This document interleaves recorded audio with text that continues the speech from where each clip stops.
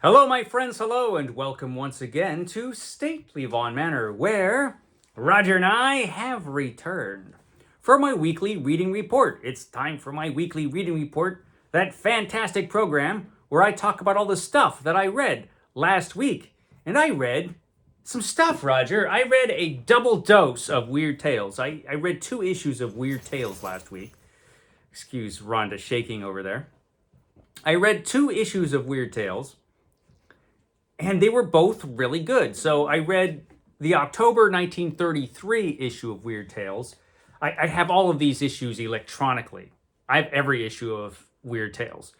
But I've never read any of them, probably because I have them electronically. But this was the issue for October 1933, and it counts as book number 280 on the 500 book challenge. So let's talk about what was in this issue. This was a really, really good issue of Weird Tales. It was packed full of cool stuff. And the first cool thing in this issue was The Vampire Master by Edmund Hamilton. The ultimate pulp science fiction writer Edmund Hamilton also wrote some supernatural and horror stuff for Weird Tales. He was writing here as Hugh Davidson.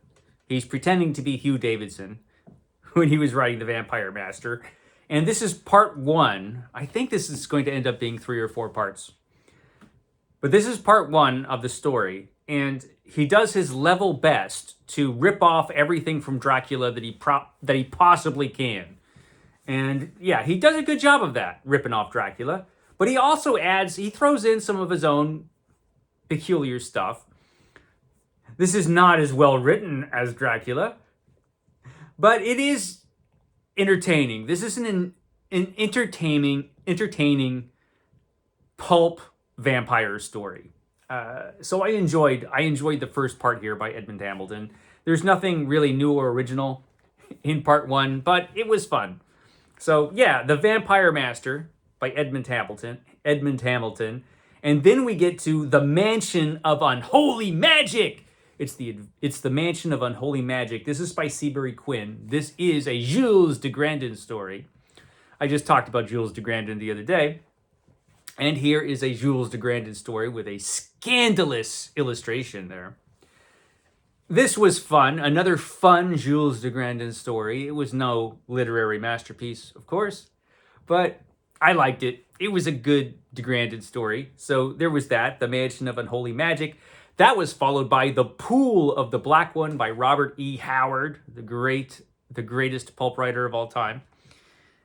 This is a Conan story. It is not my favorite Conan story, The Pool of the Black One. This is towards the bottom of the Conan stories for me, although there is some good stuff in it, particularly the pirate stuff in the beginning of the story. The supernatural element in here is basically, I mean, they could have renamed this story the Swimming Pool of Shrinking Death, but it's not bad. It's just for a Conan story, it's not great. It still was really good when you stack it up to a typical Weird Tales story, I think. And Robert E. Howard is such a good writer. It's always fun to read Robert E. Howard stories and reread Robert E. Howard stories. And so, of course, I reread this story because it's in this issue. And it was fun to read a Conan story in its original publication in Weird Tales. So that was cool. And that was followed by The House of the Worm by Merle Prout. Now, I don't know anything about Merle Prout except that he really, really liked H.P. Lovecraft. And I know that from reading this story. So the story's plot about a creeping, rotting death. When I first started reading it, I thought, well, this kind of reminds me of The Color Out of Space. But then I realized that the story that Prout really liked was The Call of Cthulhu, because this guy, Merle Prout, plagiarizes, I mean, out and out, blatantly plagiarizes H.P. Lovecraft. Whole sentences are lifted from The Call of Cthulhu and put in this story. And I was thinking, what? I mean, what I wondered, did H.P. Lovecraft think of this story? Because he read every issue of Weird Tales. And as he was reading this, he couldn't help but notice all kinds of things lifted directly from the Call of Cthulhu and put in the story. I mean, literally whole sentences. It was interesting. And the thing is, the story wasn't bad. It wasn't a bad story. It was a cosmic horror story, and it was sort of like Lovecraft, and there were some memorable things about it. Actually, it was particularly grotesque in a few places, but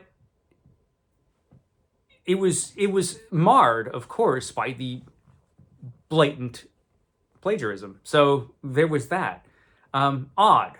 It was odd because a lot of people who are reading this story, they had read Call of Cthulhu and would know where some of this stuff came from. But whatever. So that was The House of the Worm, followed by The Plutonian Terror by Jack Williamson. The Plutonian Terror. Every bit as good as you might expect from a title like that. So we have this guy who builds his own rocket ship and goes flying out in space. And when he comes back, every human being on the planet has been kidnapped and taken to Pluto by the Plutonians. And there they are transformed into transparent zombies. It's great.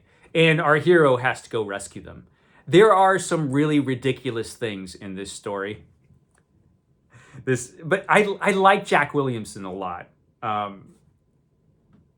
He wrote The Legion of Space, which is one of the best books I read this year, I think. But this story is just extreme pulpy Jack Williamson and a bit ridiculous. It had some things in it which are completely ridiculous. One of the ridiculous things, I will just tell you, because you will know, if you ever read this story, you'll know it in the first page. So this guy is going into outer space, right? And his girlfriend wants to go along with him. And he's like, you can't go along with me to outer space. That's crazy. You're a girl. So he's looking for somebody who's crazy enough to go along with him in his homemade rocket ship.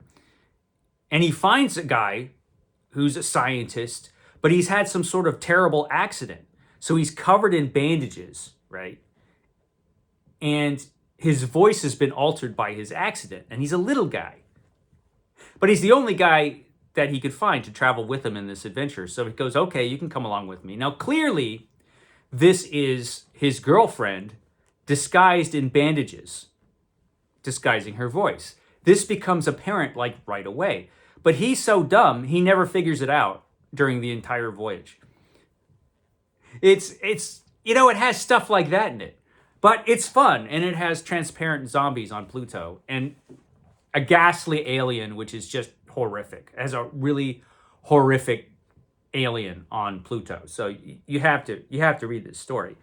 Next, we get The Seed from the Sepulchre by Clark Ashton Smith, which I just talked about the other day in the video I did about Clark Ashton Smith. This story is really, really good, and it's probably... No, make that definitely. This is definitely the best story in this issue of Weird Tales. And this issue of Weird Tales has a lot of good stuff. So that says something. This was a great story. You should read this story. Then we get The Black Dead Thing by Frank Belknap Long, Jr. The Black Dead Thing, which is just as good as a story called The Black Dead Thing could possibly be. It's really pulpy, a little bit ridiculous, but I liked it. Then that was followed by the best werecat story in the whole issue, The Catwoman by M.E. Councilman, also the only Catwoman story, or werecat story in the issue. The Catwoman. A little story. It's a wee little story about a werecat, but it's good. Kind of. Followed by a reprint. This is a reprint of The Festival by H.P. Lovecraft, which is a good H.P. Lovecraft story. I don't think it's as good as the Clark Ashton Smith story in this issue, but it's still a good story. It's H.P. Lovecraft's jolly Christmas story. It's a good story to read on Christmas. So that was The Festival, and that was the reprint, H.P. Lovecraft this story was previously published in an earlier issue, and it was reprinted here. They did reprints at the end of end of every issue, I think, in the 1930s. And altogether, this was great. And of course, there was the letters page, and there was poetry and other stuff in this issue. It was fantastic. So great. The following issue, which is the November issue, this is the second book I read, which is book 281 on my list of the 500 book challenge. This was not quite as good as the previous issue. The November issue for 33 was not as good as the October issue, but still pretty good. And the opening story in this issue was fantastic, which was Shamblau by C.L. Moore, which could be C.L. Moore's best story, like ever. It could be. Fantastic story. I think this was the first Northwest Smith story that she wrote. But anyway, what a fantastic way to open up this issue, because this is a legendary story. You could find it in all kinds of places. I think there's an audio version on YouTube. I think there's a version on YouTube that C.L. Moore recorded herself. So that's cool. But it opened this issue of Weird Tales, and it was by far the best thing in this issue of Weird Tales. It's a great story. If you've never read it, it's wonderful. Followed by a terrible story. This is The War of the Sexes by Edmund Hamilton. The War of the Sexes by Edmund Hamilton. So there are two Edmund Hamilton stories in this issue, but in the other story, he's hiding out as Hugh Davidson. So he put his own name on the terrible story, The War of the Sexes. This is the worst science fiction story I've ever read. The worst. This could be the worst story I've ever read. It's amazing in its awfulness. It's so bad. So we've got a young man who answers an advertisement. There's this guy who's going to take a trip into the Amazon or someplace, and he needs an assistant. And so our hapless hero shows up, is immediately drugged, strapped to a table, and the scientist informs him that he's a scientist, it turns out. He informs him that he's going to take out his brain and put it in a jug of solution just to see if he can do it. And then he's going to dispose of the body. Tough luck, kid. So the kid blacks out, the guy blacks out, our hero, and wakes up, I think it was 20,000 years later or something ridiculous. Thousands of years later, he wakes up in a new body. In the body of the emperor of the males. Because in the far future, the males and the females of the human race are at war. Every man and every woman, they're all separated and they're fighting. And the emperor of the males died, and he had to have his brain replaced, but there were no spare brains around. But then one guy said, hey, I happen to have in a bucket back there a brain that's been back there in this bucket for 20,000 years. Let's just use that. Why not? And they're like, yeah, he's got a brain. Put the brain in there and he will be our new king. Why not? And so they do. They put the brain in the emperor's head, and he wakes up in this new body, and he's the king of the males. You see, what had happened is that there was this female scientist, and she found a way to make test tube babies or something. And you don't need that annoying whole sex thing going on anymore. So she said, you know what? I'm just going to make females, and the females will take over the earth, and we'll kill all the males. We don't need them anymore. We don't need them. We got this new way of having kids. But then a male scientist figured out the same thing, and he said, I'm just going to make males. And so they separate, the males and the females separate, and they have this huge war that lasts for years, and there are cities of males, and all their houses and buildings are blue. And then there's I'm not making this up. And then there's cities of the females, and all their houses and buildings are green. And almost as soon as our hero wakes up as the new emperor of the males, the females have an air raid, an attack. And our hero jumps in a plane and he goes and fights, and they knock down a plane, and one female survives. And wouldn't you know it, it just happens to be the empress of the females. What luck. I don't know what she was doing on this casual raid that they were doing, but it was the empress is now a prisoner. Eventually, our hero, who's a sucker, clearly, lets her free, and she hits him over the head and makes him a prisoner and takes him back to a city of the females. And it's just so stupid. It's so stupid. I'm not doing its stupidity justice. This story was so bad. And then it was all a dream. It was all a dream. It was awful. But it was almost sublime in its awfulness. You know, I mean, something this bad exists in the world. And it was a unique experience. It was literally the worst thing I've ever read. Followed by The Lord of the Fourth Axis by E. Hoffman Price, which is kind of a yellow peril story, but it also involves the invasion of the fourth dimension. And it's an adventure story, and it wasn't bad. It wasn't bad. It wasn't great, but it wasn't bad. It was a very pulpy story by E. Hoffman Price. Then we have The Holiness of Azdarak. Anyway, it was by Clark Ashton Smith, and it was really, really good. And as you would expect from a Clark Ashton Smith story, it was the second best story in this volume after Shambhala by C.L. Moore. Excellent story, and for once, nothing terrible happens to our main character, our hero. He actually has what I would consider a happy ending. So, a unique story. I had read this story before, and I always think of this story as the story written by Clark Ashton Smith where the guy has a happy ending. Although I'm sure it's not the only one. But it was great. It was a great story. That was followed by On Top by Ralph Allen Lang, which is kind of a grim Western story, which is only a couple pages long and wasn't great. But it wasn't bad. It was okay. It was just okay. Then we have The Accursed Isle by Mary Elizabeth Councilman. The Accursed Isle, where we have some castaways swept up on this desert isle, and every night one of the castaways is killed. He's murdered horribly. And they're like, what is it? Is it a sea monster coming up late at night killing us? You know, what's going on?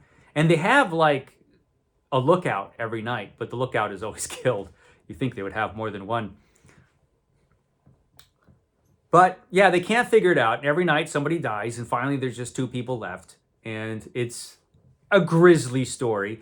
This is not a great story, to be honest. It's not great, but I liked it. I liked it despite its not greatness. I mean, it was a masterpiece next to The War of the Sexes. Then we had The Vampire Master, Part 2. Part 2 of the novel by Edmund Hamilton, The Vampire Master, where he continues to rip off Dracula. Although he throws in some extra stuff in this second part, which are pretty entertaining. You know, this is not, again, it's a pulpy vampire story. It's not a masterpiece, but it continues to be fun. Certainly a lot better than the other thing he wrote in this issue. This continues to be fun. I am enjoying The Vampire Master quite a bit. Then we have The Man Who Saw Red by J. Wilmer Benjamin, who read a lot of Edgar Allan Poe, because this is basically his own version of The Telltale Heart. Basically, it's his own version of that. It's not bad. But then we have the real deal in our Weird Tales reprint. We get The Premature Burial by Edgar Allan Poe to close out the issue as the Weird Tales reprint. And this is not my favorite Poe piece of writing. It's not the best thing Poe ever did. but it kind of classes up the joint by being in this issue of Weird Tales. So this issue of Weird Tales was definitely not as good as the previous issue, but Shambhala by C.L. Moore saves it, basically. And also we have The Holiness of Azadirach by Clark Ashton Smith, which was frankly fantastic. The Vampire Master continues to be entertaining. So, we had those stories. And next month, I am going to continue to read Weird Tales, and I will read another issue of Weird Tales. I'll be reading the one that Grammaticus sent me very kindly. So I'll actually have a physical copy of Weird Tales to read. So that's what I read, or that's what I finished anyway. I am now reading for Roger's Cheap Old Book Club, The People of the Mist by H. Rider Haggard, which is an H. Rider Haggard book, which I've never read. There are actually a lot of H. Rider Haggard books that I've never read, and this is one of them. And I've never really heard too much about this book. It was out of print forever, and then we had this Ballantine Fantasy edition, a Ballantine Adult Fantasy edition, and then it went back out of print after that. It's available for free now on Project Gutenberg. And this is really, really good. I mean, this is awesome. I mean, I will have a lot more to say about this next week once I complete it. But it's a fantastic adventure story. I think this is Haggard at his best, at least so far. What am I at? I'm at page 114, and this book is 365 pages long. But so far, it's been grand. It's just, the characters are great. There was this part where our heroes have to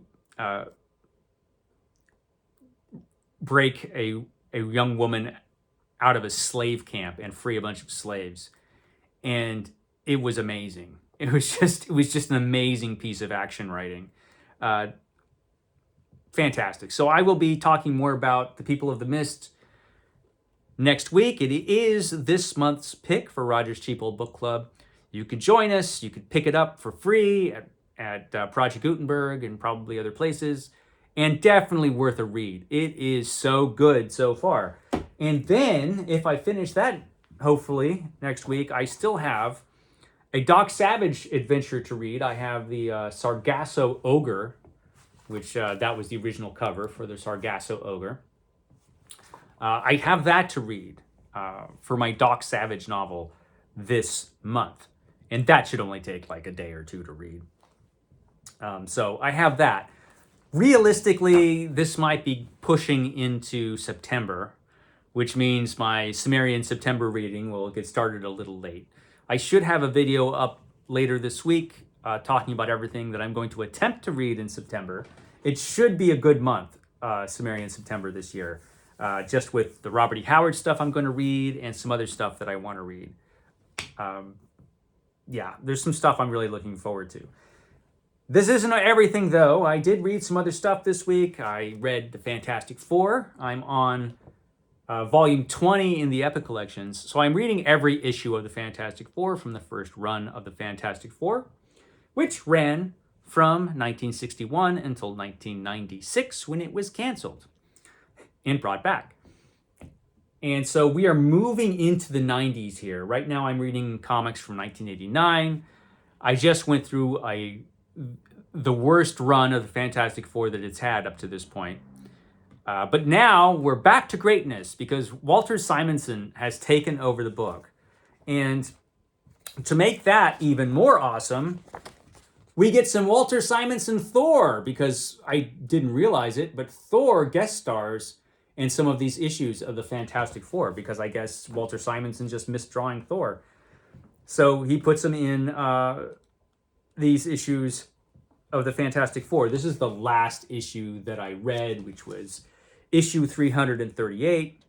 The beginning of Walter Simonson's run. Unfortunately, he had to start in the middle of, or in the midst of another stupid event, which was called Acts of Vengeance. So we have to deal with an event. So these issues probably weren't as good as they could have been, although they weren't bad at all. They were certainly an improvement over the previous ones. But now the Fantastic Four are on a mission through time, and they discover Galactus destroying the universe. So it's awesome. Fantastic Four is back to being awesome. So that's nice.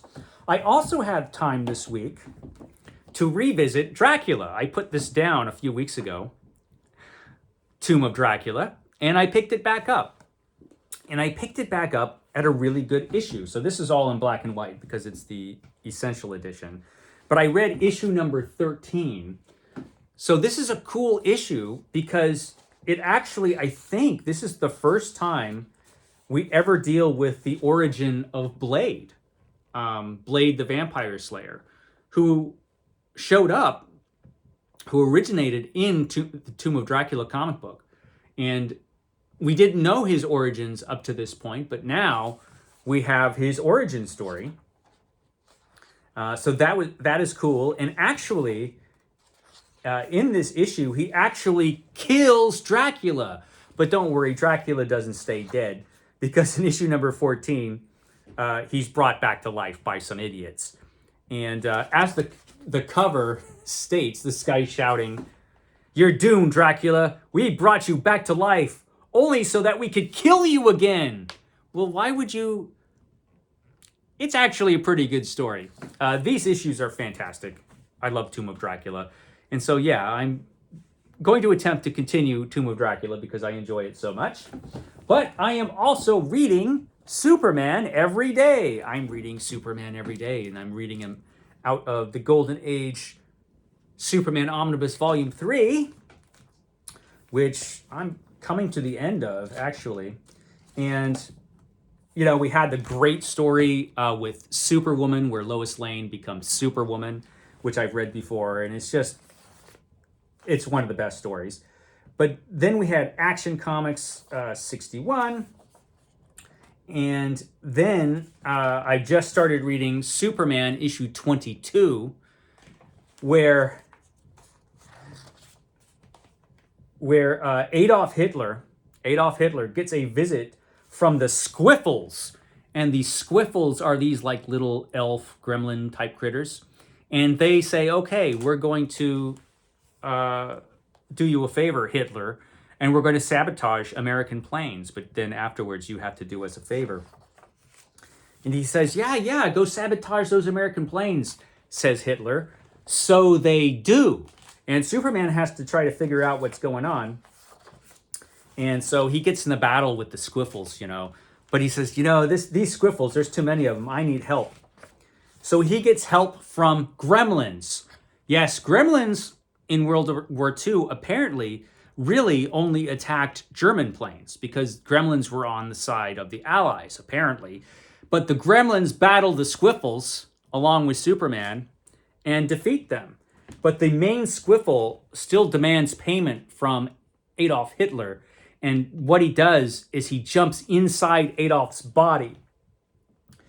And in the last panel, we get this. And so Ixnayalpe, that's the leader of the Squiffles, Ixnayalpe merges with all the other demons who have taken possession of the soul of Adolf Hitler Schicklgruber, the mad tyrant who would rule the world, but who will be destroyed as inevitably as the Squiffles were destroyed by the Gremlins and Superman.